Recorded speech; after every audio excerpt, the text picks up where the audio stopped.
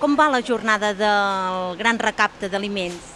De moment anem bé, el que passa que la pluja està una mica espatllat, però la gent ja van vinguent i anem bé. Estem aquí,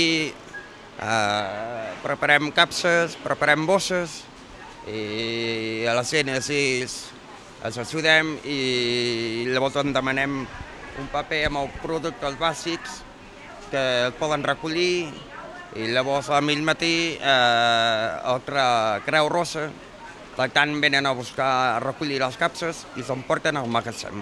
L'objectiu és mirar de poder superar, arribar als 40.000 tonelades. Durant el mes de desembre continuarem fent la recollida del recepte d'aliments.